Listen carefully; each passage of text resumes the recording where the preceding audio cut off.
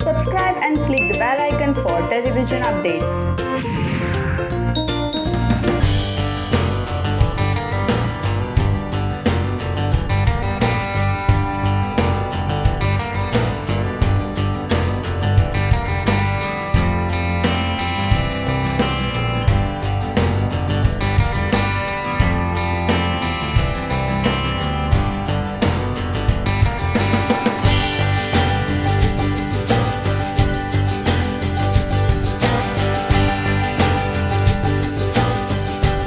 सुबह से चाह रही थी कि मैं अलग ही दुनिया में इंटरव्यू पे इंटरव्यू दे जा रही थी। मैं चाह रही थी मैं इन दोनों के साथ भी कुछ दे दूं इंटरव्यू, और अब मुझे ये मौका मिल गया फाइनली। और हम भी कब से वेट कर रहे थे कि कब माई आएगी, कब हम इकट्ठे बैठ के बात करेंगे।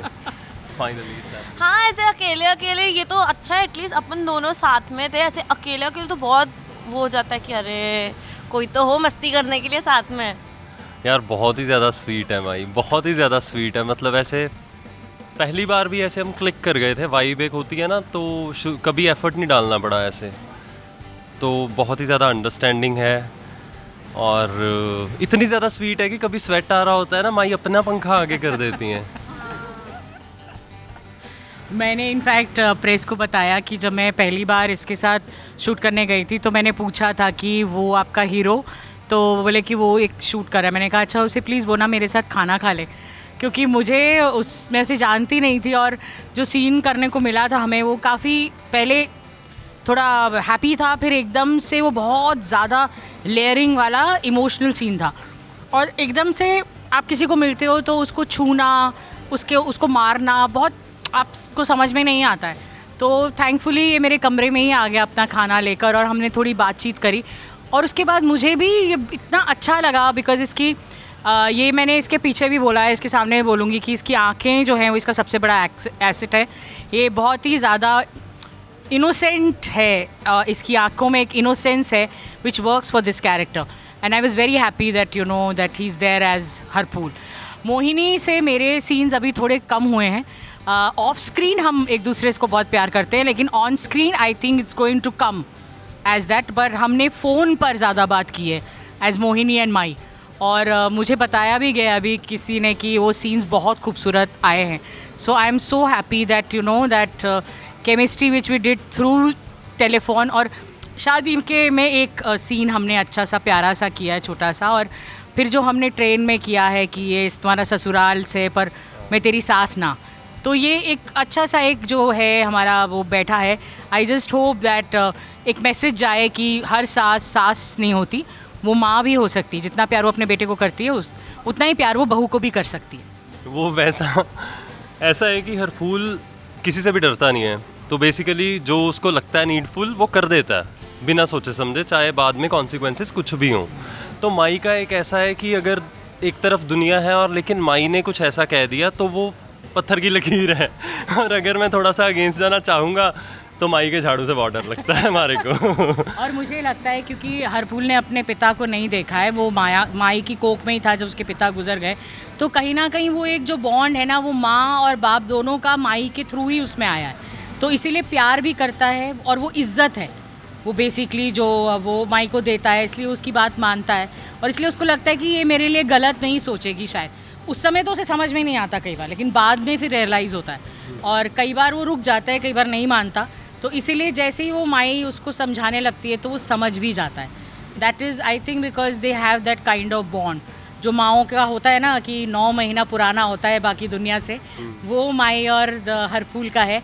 और उतना ही प्यार वो मोहिनी से करती है, क्योंकि उसको लगता है कि मेरे बाद अगर कोई समझ सकता है हरफूल को तो वो मोहिनी ही समझ सकती है, क्योंकि वो इतनी समझदार लड़की है और उससे ज़्यादा अच्छी और प्यारी जीवन संगिनी हरफूल को नहीं मिल सकती।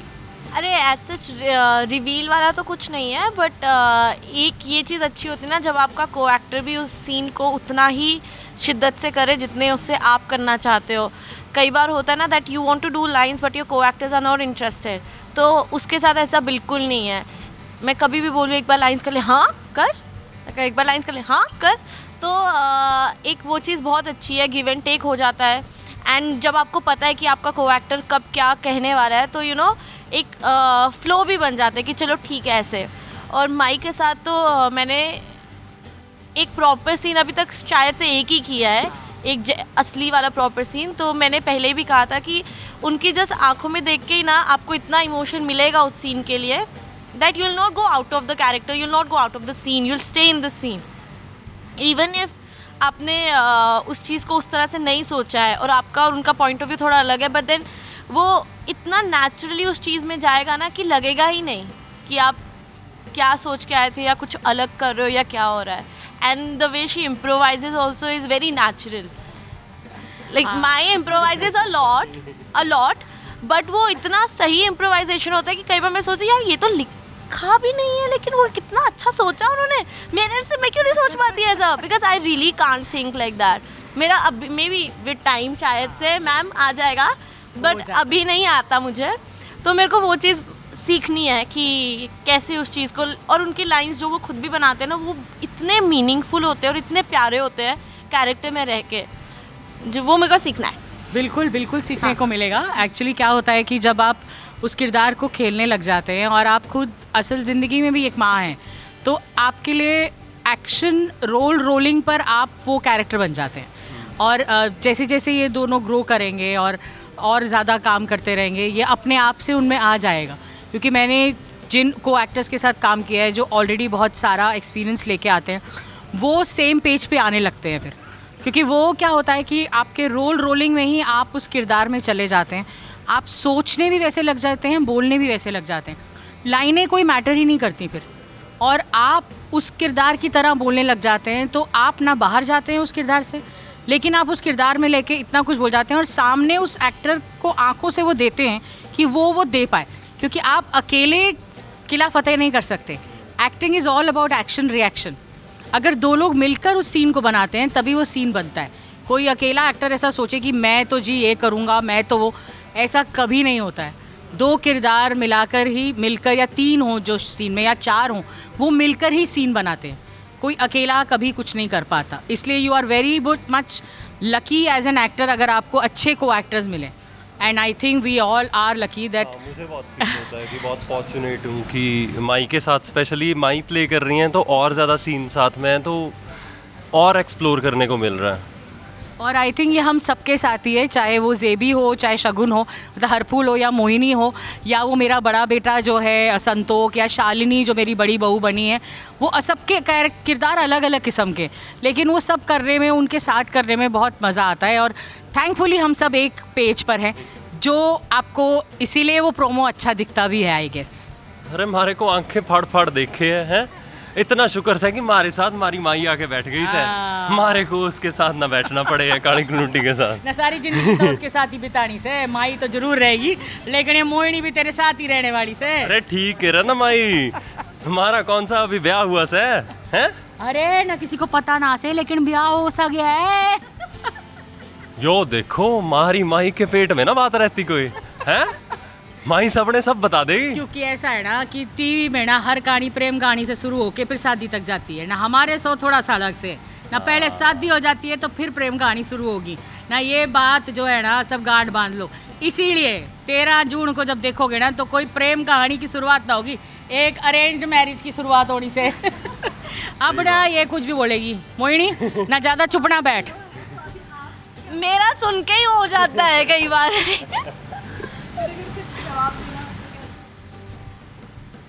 मैं भूल गई इसने बोला क्या था। मैं जवाब दे दूंगी, मैं शो में जवाब दूंगी इसका।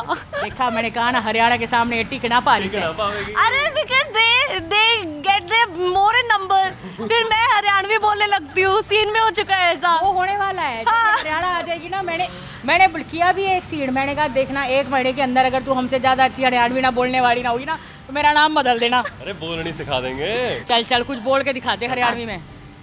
मैं ये लोग से बात नहीं कर सकता। हम केरला वाला, हम लोग इतना लाउड नहीं है। कितना जोर से बोलता तुम लोग। ना इतनी जोर से भी ना बोल रहे हम। नॉर्मल बात हमारी। सॉरी समझती ना। हरियाणा वाले ना खुले दिल के होते हैं, इसलिए जो उन सबको लगता है कि ये खुले ना जोर जोर से बोल रहे से। जोर से बोलने से यार दिल से आवे है बात, और दिल से आवे है तो एकदम ठेठ आवे है, कड़क। क्या गला तर है, गला तर। यही कि आप फैंस हैं तो हमें आपकी बहुत ज़रूरत भी है and we need more and more of you guys, so please watch our show Harphool Mohini from 13th June only on Colors at 9 PM from Monday to Friday and do not miss it, एक दिन भी नहीं। मैं तो पहले तू बोल ले, फिर मैं आखिरी में बोलती हूँ। अमन ने कहना सा है कि हमने और सारे परिवार ने ना मिक्स हो गया बहुत ज़्यादा हरियाणवी केरल, बट हमने सबने पूरी टीम ने बहुत मेहनत डाली है, जी जान डाला है, सब बहुत ही पैशनेट हैं इस प्रोजेक्ट के लिए और दिल से सभी चाह रहे हैं कि ये अच्छा करे शो, और हमें यही उम्मीद है कि आप सब शो हमारा देखेंगे और हमें बहुत सारा प्यार देंगे। तो please watch our show and share your love. Over to my. 14 June को मेरा सुप्रिया का जन्मदिन है और 13 को माई का जन्म है, माई जन्म ले रही है, और 9 बजे जो है वो वैसे भी मेरे पर काफ़ी हमेशा उसका हाथ रहा है। मेरा एक शो ऑलरेडी इतने सालों से उस पर चल रहा है, तो 9 बजे पर जितने भी व्यूअर्स हैं, जितने भी लोग हैं, जितने भी लोग उन्होंने मुझे इतना प्यार दिया है, बस इतना ही कहना चाहती हूँ कि अपना प्यार बनाए रखिएगा। इस शो पर भी इतना ही प्यार बरसाइएगा जैसा आपने मेरे पहले शो पे बरसाया था, थोड़ा सा उससे ज़्यादा बरसा दीजिए, क्योंकि नया है, इसे आपके सपोर्ट की, आपके प्यार की ज़्यादा ज़रूरत है। जैसे छोटे बच्चे को ज़्यादा ज़रूरत रहती है ना, तो वो बच्चा अभी बड़ा हो गया है, उसे प्यार दीजिएगा, उसका प्यार नहीं छीन रहे, लेकिन इस नए बच्चे को और प्यार दीजिएगा और दुलार दीजिएगा। यकीन मानिए हम आपको निराश नहीं करेंगे। एक अच्छा शो, एक प्यारा शो हम सब मिलकर आपके लिए 9 बजे लेकर आएंगे। 13 जून से 9 बजे कलर्स पर, मंडे टू फ्राइडे। देखना मत भूलिएगा हरफूल मोहिनी।